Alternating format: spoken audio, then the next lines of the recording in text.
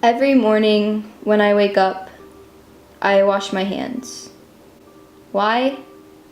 Who knows? Maybe it's because I'm a mild germaphobe, or because the icy water makes me more aware of my own heartbeat. Maybe it's to scrub off the shell of pain that sheltered me the night before, or maybe to let the suds drown the creativity dripping from my fingertips, so it doesn't make too much of a mess when it spills out of an indigo pen. I cannot budge from my bathroom sink because somewhere between my head and the mirror, entangled in the glass, so obvious yet so ignored, is a question burning. An unanswered inquiry, one with no reply. Why are my thoughts too much, yet my ideas are not enough?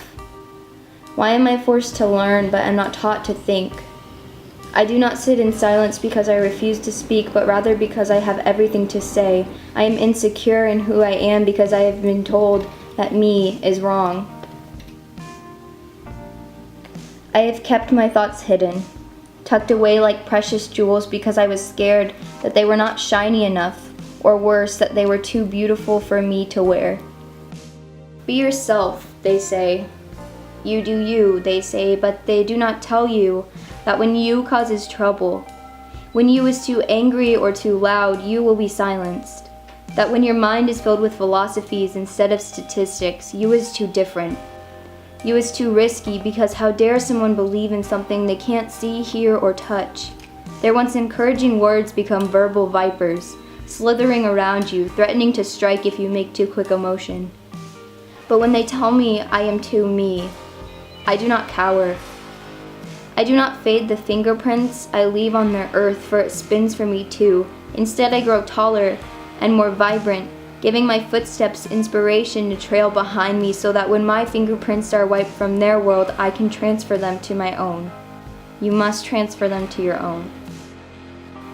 Self is not defined by the smile-to-clear ratio floating above your head. It is not determined by the pigment of your skin or where you're from. Self is not what kind of crown others forge for you, whether from precious metals or not. Self is not the flushing of your cheeks when someone questions your motives, and it is not the way you tie your shoes. So what is it? What is self? Individuality. What does it mean to be your own person? To not remain silent when you've been told you should be. Your mind, like a forest, needs water to survive. If a fire of negative thoughts engulfs every tree, what's left? Just piles of ash and eroded soil, the taunting roots still underground but unable to resurface. Withholding who you are, swearing your thoughts and opinions to secrecy will not keep your forest safe. It will light the match. To let someone else set fire to your forest is to guarantee its demise. It is to banish all diversity, to wash out each attempt at thought. It is to enforce one mindset and rid the world of creativity. Individuality is what urges you to change, to grow and fill new shoes. Self inspires you to push until you reach your full potential.